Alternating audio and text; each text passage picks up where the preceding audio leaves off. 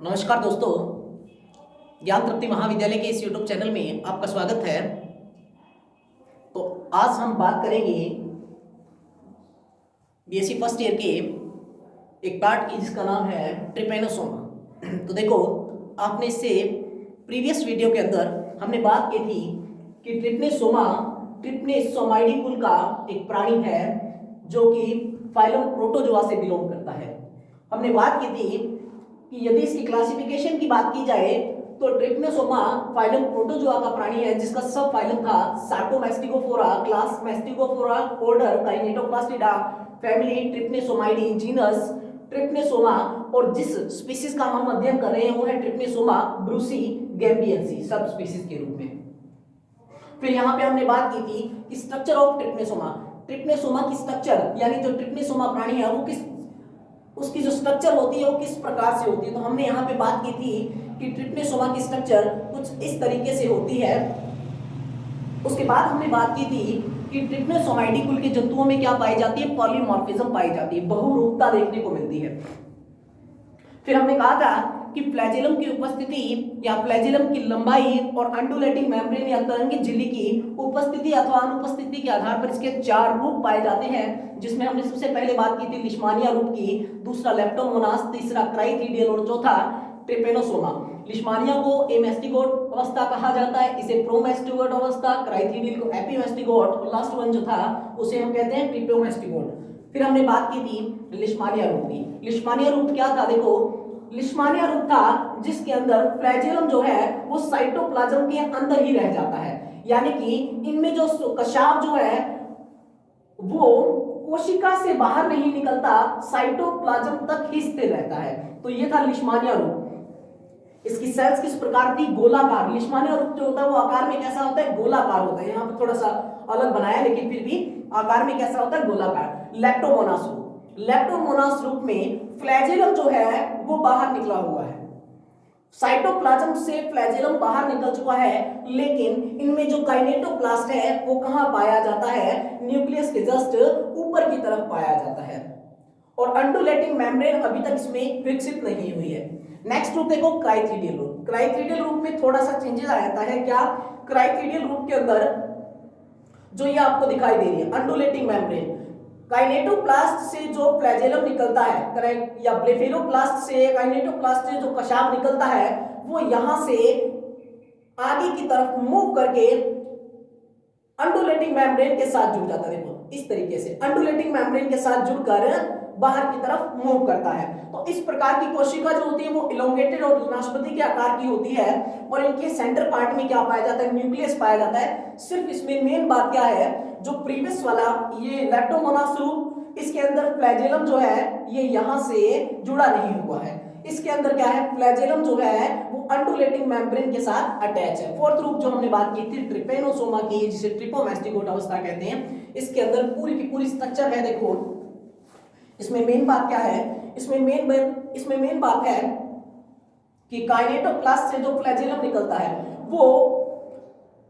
Undulating membrane के साथ attach तो है ही, इसके अलावा क्योंकि अंडुलेटिंग मेम्ब्रेन की जो उत्पत्ति है वो यहां पर पेलिकल से होती है, इसके चारों ओर जो आवरण पाया जाता है वो होता है पेलिकल या तनुत्वक का आवरण।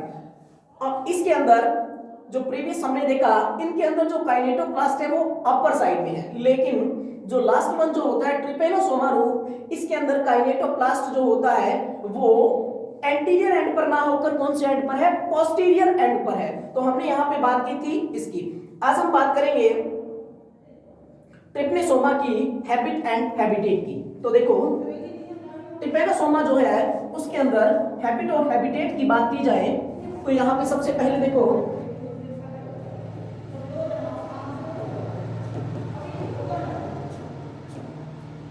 हैबिट एंड हैबिटेट, स्वभाव और आवास की। मैंने आपको बताया था ट्रिपेनोसोमा जो होता है उसके यदि हैबिट एंड हैबिटेट की बात की जाए तो यह प्राणी अपना लाइफ साइकिल जो होता है 2 प्रकोष्ठों में पूर्ण करता है। यह प्राणी अपना लाइफ साइकिल 2 प्रकोष्ठी में पूर्ण करता है, 2 प्रकार के पोस्ट में पूर्ण करता है। देखो सबसे पहला इसका जो होस्ट होता है, प्राइमरी होस्ट की बात की जाए, प्राइमरी होस्ट या प्राथमिक जो परपोषी होता है वो एक वर्टिब्रेट्स होता है, और वर्टिब्रेट्स के रूप में कौन होता है? मनुष्य।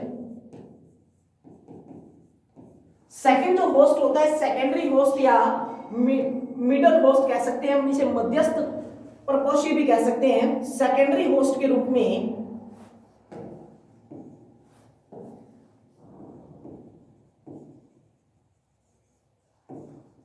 इसका जो सेकेंडरी होस्ट होता है वो एक इनवर्टिब्रेट्स प्राणी होता है, अकशेरुक प्राणी, जिसका नाम है सेक्सी मक्खी।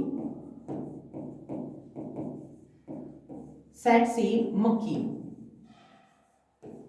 इसका सेक्सी मक्खी, इसका साइंटिफिक नेम है ग्लाइसेना पाल्पेलिस। ग्लाइसेना पाल्पेलिस इसका साइंटिफिक नेम है, जो कि मैंने प्रीवियस वीडियो के अंदर भी बताया था आपको, इसका नाम याद रखना है। सेक्सी मक्खी का साइंटिफिक नेम क्या है? ग्लाइसेना पाल्पिस, या जो ग्लाइसेना पाल्पिस है वो किस रूप में कार्य करती है? तो सेकेंडरी होस्ट जो होती है उसके रूप में या मध्यस्थ परपोषी के रूप में जो वर्क करती है वो कौन सी होती है? सेक्सी मक्खी। अब देखो हमने बात की कि यह प्राणी अपना लाइफ साइकिल दो परपोषियों में पूर्ण करता है, जिसमें प्राइमरी होस्ट वर्टिब्रेट्स होता है, सेकेंडरी होस्ट जो होता है वो एक इनवर्टिब्रेट्स होता है, जिसे हम कहते हैं सेक्सी मक्खी। फिर हम बात करते हैं, देखो अब ये कहां पाया जाता है? तो देखो जो मनुष्य होता है, ह्यूमन बीइंग्स जिसकी हम बात कर रहे हैं, मनुष्य के यह संयोजी ऊतकों में पाया जाता है। कहां पाया जाता है? कनेक्टिव टिश्यू के अंदर। यानी कि हमने बात की कि जो सेक्सी मक्खी है ये अपना लाइफ साइकिल दो प्रपोषियों में पूर्ण करती है। सबसे पहला प्राइमरी होस्ट जो ट्रिपेनोसोमा है, ये अपना लाइफ साइकिल दो प्रपोषियों में पूर्ण करता है, जिसमें प्राइमरी होस्ट होता है मनुष्य। मनुष्य के अंदर कहां पाया जाता है? देखो तो मनुष्य के अंदर यह है संयोजी ऊतकों के अंदर। कहां पे? संयोजी ऊतक में। और संयोजी ऊतक में भी कहां पे? ब्लड एंड लिम्फ में। रुधिर और वाहिकाओं में प्रेजेंट होता है। रुधिर व लसिका में, रुधिर व लसिका में क्या है? ये पाया जाता है। यदि हम बात करें सेकेंडरी होस्ट की, तो आपने देखा प्राइमरी होस्ट के रूप में मनुष्य में पाया जाता है, लेकिन मनुष्य में कहां पर? मनुष्य के संयोजी ऊतकों में रुधिर और खासकर लसिका में पाया जाता है। सेकेंडरी होस्ट जिसकी हम बात कर रहे हैं, सेकेंडरी होस्ट जो है सेक्सी मक्खी ये इसकी इंटेस्टाइन में पाया जाता है। कहां पे आ जाता है? इंटेस्टाइन रीजन में। सेक्सी मक्खी की इंटेस्टाइन में ये जो है ट्रिपेनोसोमा है ये पाया जाता है। फिर हम बात करते हैं, देखो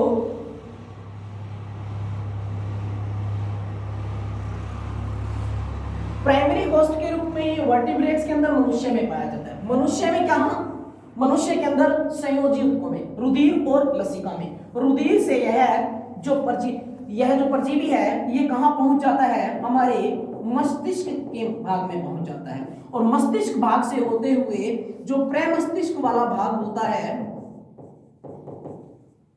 उसमें पहुंच जाता है। मैंने आपको बताया था कि जो ट्रिपेनोसोमा है ये मानव के अंदर स्लीपिंग सिकनेस की बीमारी उत्पन्न करता है, निद्रालु रोग की समस्या उत्पन्न करता है। तो देखो तो मनुष्य में यह संयोजी ऊतकों में पाया जाता है, जिसमें रुधिर और लसिका, खासकर रुधिर से होता हुआ यह परजीवी मस्तिष्क में पहुंच जाता है, और मस्तिष्क के कौन से भाग में पहुंचता है? प्रमस्तिष्क वाले भाग में। तो हमने ये बात की हैबिट एंड हैबिटेट की। तो देखो अब हम बात करते हैं ट्रिपेनोसोमा के ट्रिपेनोमेस्टिकोट रूप की। स्ट्रक्चर ऑफ ट्रिपेनोमेस्टिकोट रूप। स्ट्रक्चर ऑफ ट्रिपेनोमेस्टिकोट या फिर ट्रिपोमेस्टिकोट। गोट। स्ट्रक्चर ऑफ ट्रिपेनोमास्टिगोट या ट्रिपोमास्टिगोट अवस्था, देखो इसकी स्ट्रक्चर कुछ इस तरीके की होती है, जिसमें यहां से फ्लैजेलम निकलता है और फ्लैजेलम जो है कहां से निकलेगा, काइनेटोप्लास्ट से, काइनेटोप्लास्ट। यह अवस्था है ट्रिपोमास्टिगोट अवस्था या ट्रिपेनोमास्टिगोट अवस्था। मिड पार्ट में पाया जाता है न्यूक्लियस। यहां पे कुछ ग्रेन्यूल्स लाइक स्ट्रक्चर पाई जाती है, जिसको हम कहते हैं वोल्टास ग्रेन्यूल्स या वोल्यूटीन ग्रेन्यूल्स, वोल्यूटीन ग्रेन्यूल्स। ये है फ्री फ्लैजेलम, फ्री फ्लैजेलम। ये है undulating membrane, undulating membrane. One by one हम डिस्कशन करेंगे इन सभी पार्ट्स की। अंडुलेटिंग मेम्ब्रेन यहां पे आपको दिखाई दे रहा है कुछ इसके चारों तरफ जो कवरिंग होती है वो होती है पेलिकल की। तो देखो ये है ट्रिपेमास्टिगोट रूट, जिसमें ऊपर वाला जो एंड है वो है इसका एंटीरियर एंड, और लास्ट वन जो है ये है इसका पोस्टीरियर एंड। तो देखो ट्रिपोमास्टिगोट या ट्रिपेनोमास्टिगोट रूट की खासियत क्या होती है। सबसे पहला तो इसका जो एंटीरियर एंड होता है, इस रूट का जो एंटीरियर एंड होता है, इसका एंटीरियर एंड कैसा है, नुकीला होता है।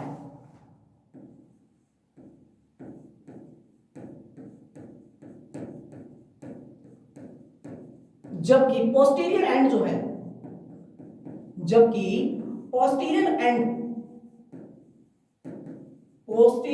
एंड जो होता है वो नुकीला ना होकर किस प्रकार का होता है, कुंद अवस्था में होता है।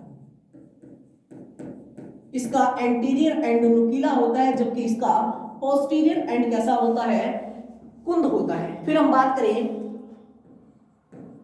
इसके शरीर के चारों ओर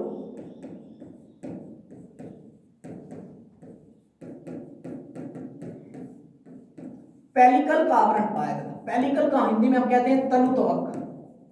इसके शरीर के चारों ओर जो आवरण पाया जाता है, कवरिंग जो पाई जाती है, शरीर के चारों ओर पेलिकल या तनुत्वक का आवरण पाया जाता है।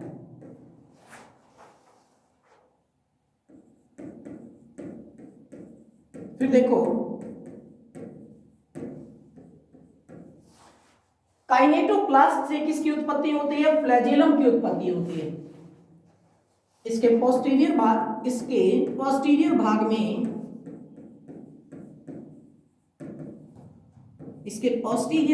में पाए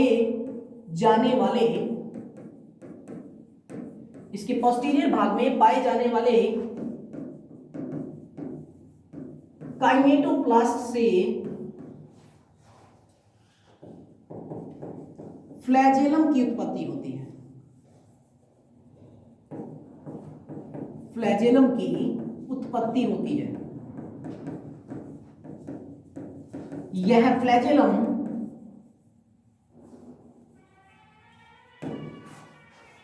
इसे मूव करने में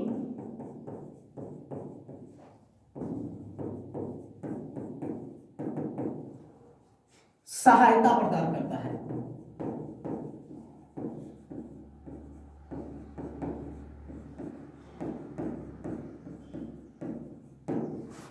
फिर देखो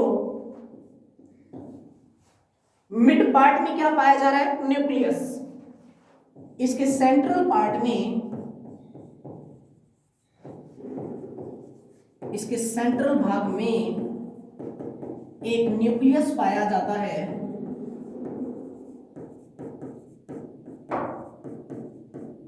सेंट्रल पार्ट में क्या पाया जा रहा है, न्यूक्लियस पाया जा रहा है। तो ये इसकी कुछ खासियत है, देखो कि जो ट्रिपेनोसोमा जो रूप होता है, तो देखो ट्रिप्नेसोमा की हमने बात की, तो यह रूप जो होता है किस प्रकार का होता है, सूक्ष्मदर्शी होता है। ट्रिपोमैस्टिगोट अवस्था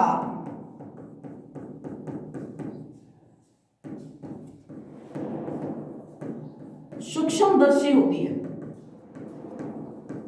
ट्रिपोमैस्टिगोट अवस्था सूक्ष्मदर्शी, पतली, लंबी,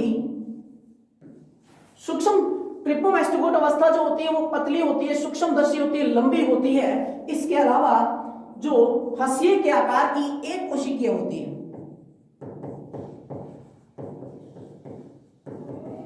हंसिए के आकार की एक कोशिकीय अवस्था होती है।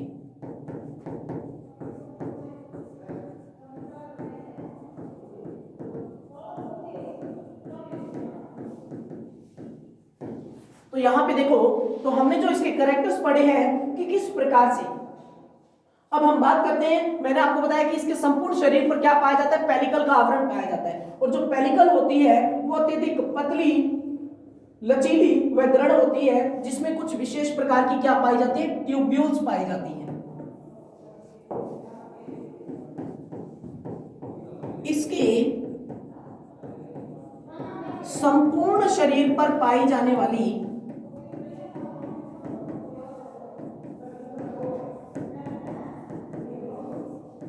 पेलिकल, इसके संपूर्ण शरीर पर पाई जाने वाली पेलिकल पतली,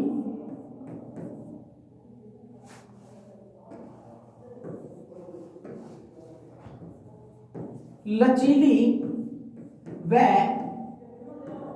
दृढ़ होती है।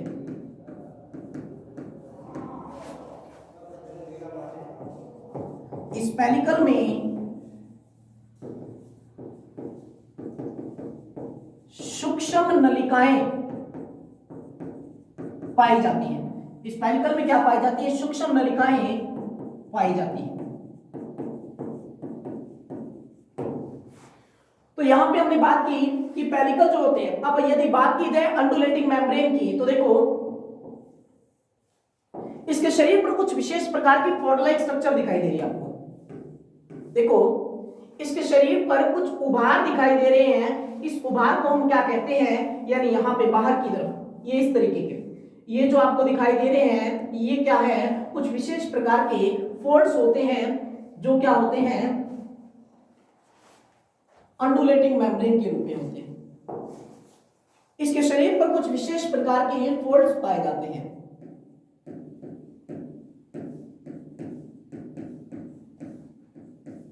इसके शरीर पर कुछ विशेष प्रकार के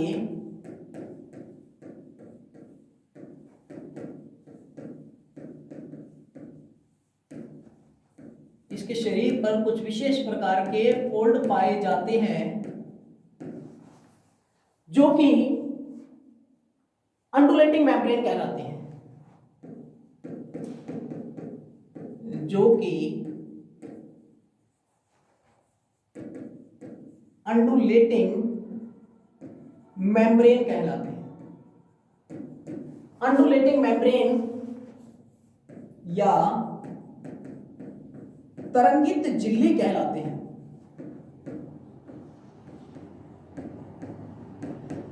क्या वर्क है अंडुलेटिंग मेम्ब्रेन का, मैंने आपको जैसा बताया कि फ्लैजेलम और अंडुलेटिंग मेम्ब्रेन।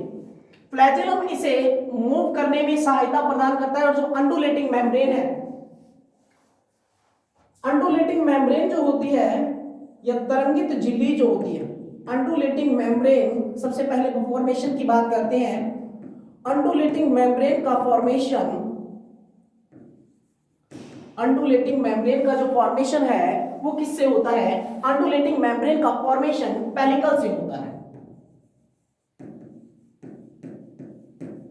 तनुत्वक से होता है।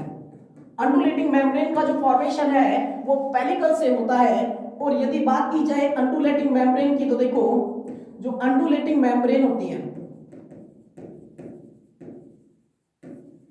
अंडुलेटिंग मेम्ब्रेन जो होती है वो तरंगित लहरों के माध्यम से, तरंगित लहरों के माध्यम से इसे लोकोमोशन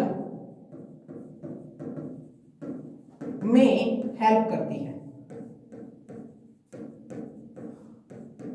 यानी कि मैं आपको एक बात बताऊं कि लोकोमोशन के अंदर, गमन के अंदर, लोकोमोशन में दो चीजें इसकी हेल्प करती हैं। एक तो होता है फ्लैजेलम, जिसके अंदर 9+2 स्ट्रक्चर पाई जाती है, और जो दूसरा है वो होती है अंडुलेटिंग मेम्ब्रेन।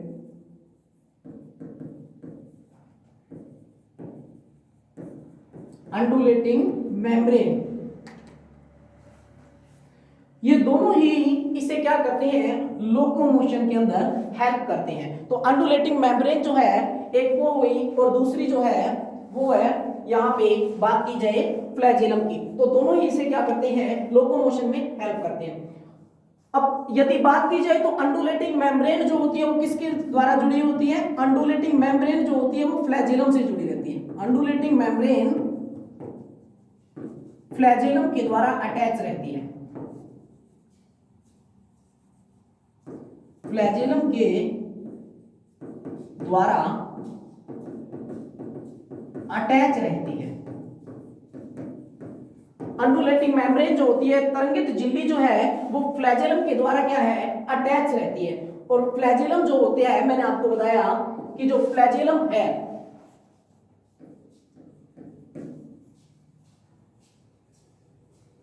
फ्लैजेलम शरीर के पोस्टीरियर एंड में पाए जाने वाले, फ्लैजेलम जो है शरीर के पोस्टीरियर एंड में पाए जाने वाले एक आधारी पिंड से, एक आधारी पिंड से निकलता है।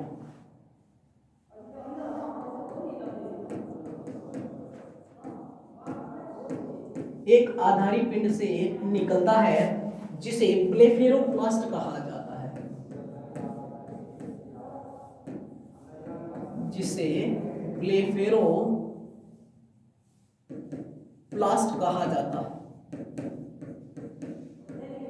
फ्लैजेलम जो है वो शरीर के पोस्टीरियर एंड पर पाए जाने वाले एक बेसल ग्रेन्यूल्स यानी आधारी पिंड से निकलता है, जिसे ब्लेफेरोप्लास्ट कहते हैं। यहां से है कशाफ, ब्लेफेरोप्लास्ट से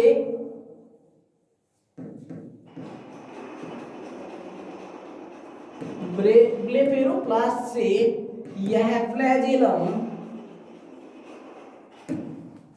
शरीर के अग्र छोर तक फैला रहता है, शरीर के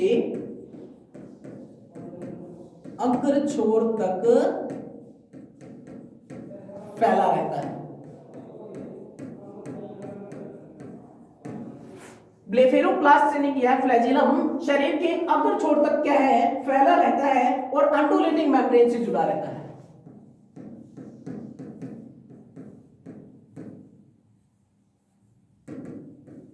और अंडुलेटिंग मेम्ब्रेन से जुड़ा रहता है।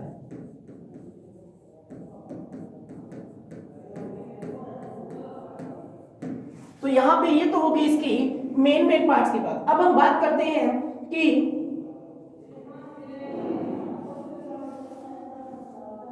हमने कहा कि जो फ्लैजेलम की उत्पत्ति है वो काइनेटोप्लास्ट से दिखाई। तो देखो ब्लेफेरोप्लास्ट के समीप जो ब्लेफेरोप्लास्ट के समीप एक छोटी सी संरचना पाई जाती है,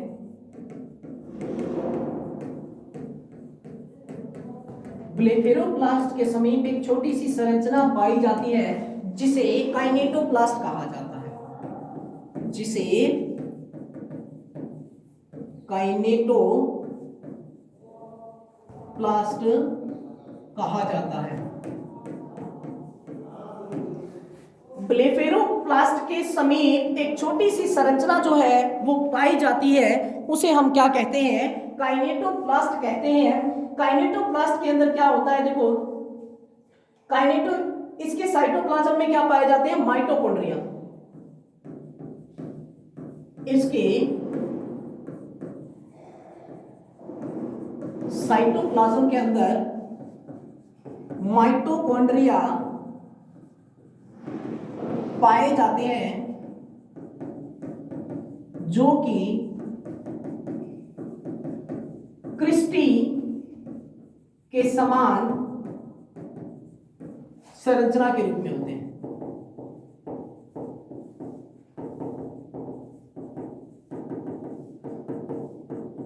और यदि बात की जाए तो देखो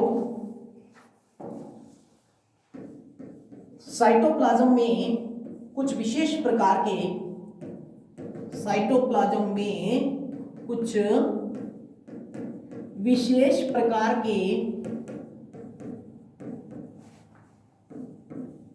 ग्लाइकोजन व फास्फेट से बने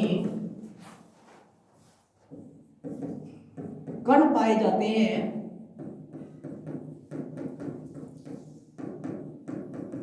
जिन्हें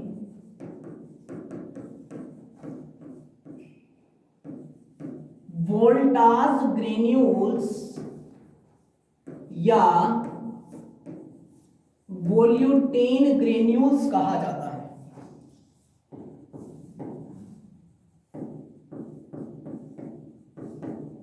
जिन्हें वोल्टाज ग्रेन्यूल्स या वोल्यूटेन ग्रेन्यूल्स कहा जाता है।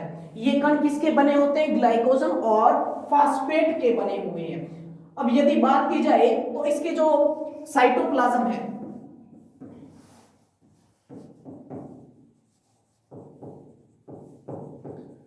ट्रिप्नेसोमा के साइटोप्लाज्म में, ट्रिप्नेसोमा के साइटोप्लाज्म के अंदर गोल्जी बॉडी, एंडोप्लाज्मिक रेटिकुलम और क्या पाए जाते हैं, ribosome. Golgi body, endoplasmic reticulum, Golgi body, endoplasmic reticulum और राइबोसोम के कण पाए जाते हैं। और मिड पार्ट में मैंने आपको बताया न्यूक्लियस पाया जाता है, जिनके अंदर एक डबल स्टैंडर्ड डीएनए की क्या होती है, हेलिक्स होती है। तो हमने आज बात की ट्रिपेनोमास्टिकोट रूप की। आपको याद रखना है ट्रिपेनोमास्टिकोट रूप के बारे में अधिकतर पूछा जाता है, क्योंकि हमने यहाँ पे देखो चाहे कोई भी फॉर्म्स पूछी जाए आपसे, ट्रिप्नेसोमाइडी कुल के जंतुओं में क्या पाया जाता है, पॉलीमॉर्फिज्म पाया जाता है, बहुरूपता देखने को मिलती है। मतलब कि ट्रिप्नेसोमाइडी कुल के जो जंतु होते हैं उनके एक से अधिक रूप पाए जाते हैं। मेनली हमने बात की 4 रूपों की।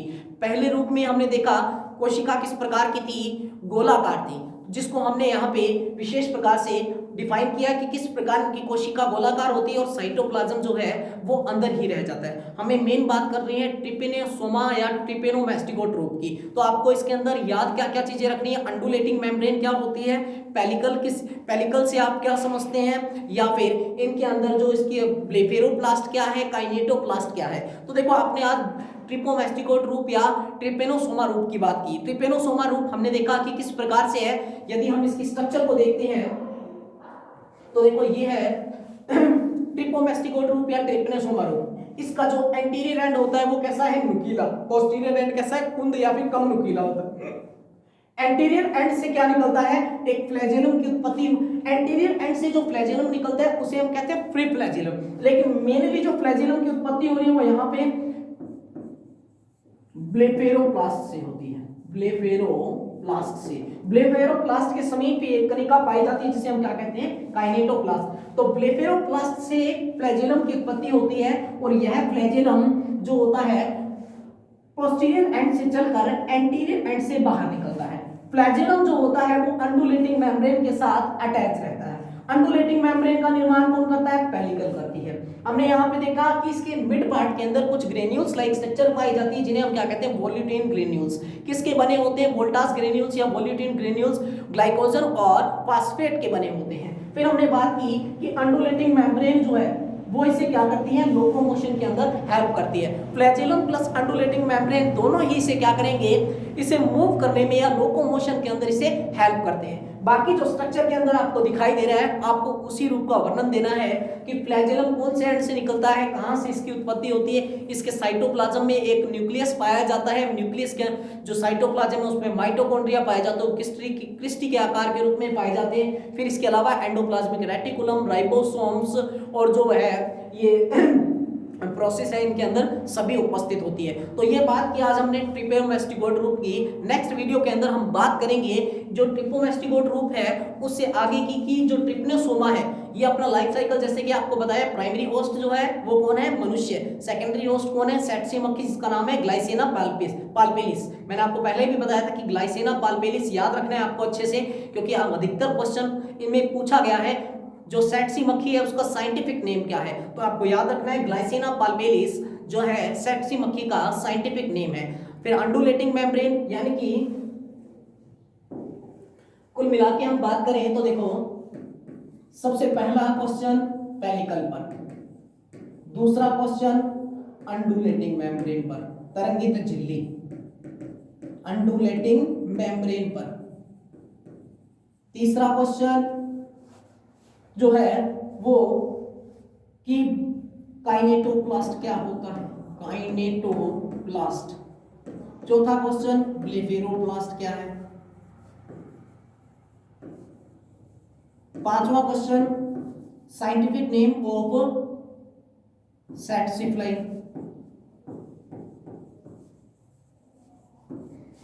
जिसको हम बोलते हैं सैटसी मक्खी। नेक्स्ट क्वेश्चन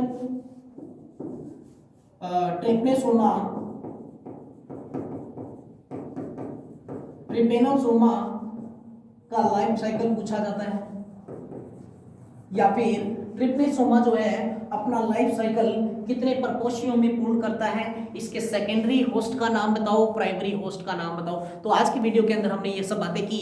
नेक्स्ट वीडियो के अंदर हम बात करेंगे इसके लोकोमोशन की और इससे आगे के रूप की। तो आज के लिए इतना ही।